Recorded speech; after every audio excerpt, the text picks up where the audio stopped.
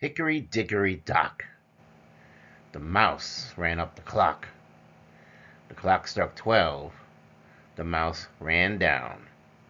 Hickory dickory dock. In the twilight of existence, where shadows stretch long and the air crackles with an unearthly energy, covens of witches gather at the precipice of oblivion. Above them, the black hole sun looms, its monstrous countenance casting an ominous pall over the land. This celestial phenomenon, once a symbol of mystery, now serves as a harbinger of doom for those who have dared to weave their dark magic against the unsuspecting. The air is thick with tension as two lycanthropes raise their howls to the blackened sky, their cries echoing the despair of those ambitions who have truly led them astray. For too long, these witches have pursued their insidious goals, aiming to siphon the divine light from the earth angels who walked among them. Cloaked in shadows and secrets, the witches have sought to disrupt the heavenly order, attempting to ensnare the angels in a web of deceit. These earth angels, sent forth with missions to illuminate the darkest corners of humanity, were embodiments of hope and purpose. Their whispers carried messages of love and redemption, spreading light in a world plagued by despair, while the witches conspired to extinguish that very light. Driven by jealousy and ambition, the covens plotted to separate the earth angels from their design source. They believed that by paralyzing their missions, they could render these celestial beings powerless, convincing them to forget their divine origin. The witches spun their spells, dark and intricate, seeking to transform the angels into fallen beings, stripped of their grace and purpose. Yet in their hubris, they overlooked the cosmic balance that governed their world, a balance that was now tilting dangerously in favor of divine retribution and wrath of the eternal. As the clock ticks towards the witching hour, the air grows heavy with the scent of impending judgment. The black hole sun pulsates ominously, drawing forth the energies of justice and righteousness.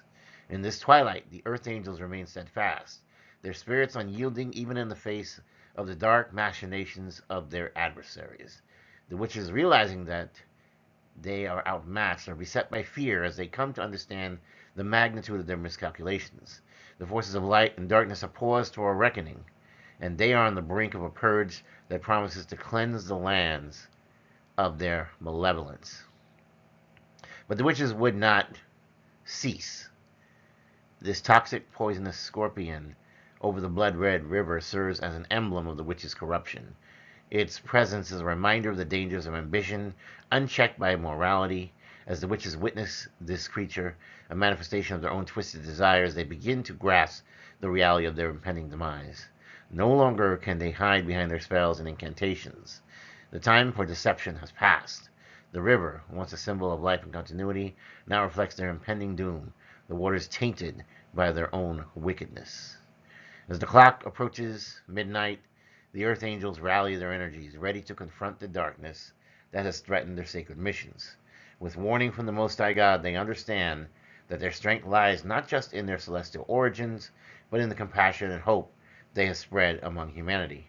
It is this very light that the witches sought to extinguish, yet it now shines brighter than ever, illuminating the path towards justice. The earth angels unite, preparing to reclaim what was almost lost and to offer redemption to those who have strayed. For they understand the power of forgiveness is greater than any power these witches could muster. With each chime of the clock, the covens feel the walls closing in. The air vibrates with the resonance of judgment as the celestial order reasserts itself. The earth angels become beacons of hope, channeling the divine power that flows through them, creating a radiant shield against the encroaching darkness. As the witches' last attempts to weave their spells falter, they continue because insanity is doing the same thing over and over again, expecting a different outcome. The black hole sun bears witness to their fate, its gaze unyielding and unforgiving. In this climactic moment, the covens of witches face the consequences of their actions from which they did not relent. Their ambitions have led them astray to this desolate edge where the only escape is through a reckoning with the very forces they attempted to manipulate. As the hour strikes 12, the purge begins.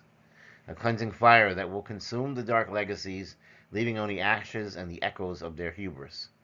The Earth Angels, undeterred, stand ready to restore balance, to usher in a new era where light triumphs over darkness and hope reigns eternal.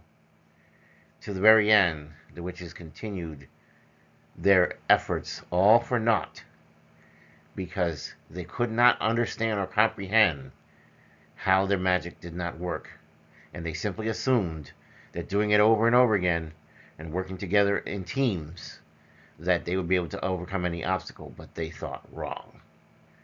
If you like this message, please like, share, and subscribe. If you're new here, welcome aboard. It's a safe space. You're welcome to the family.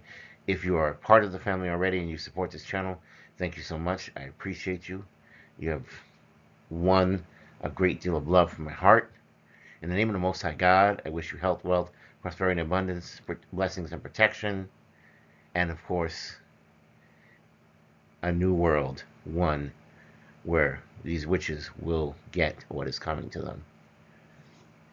Signing off, I wish you a wonderful day.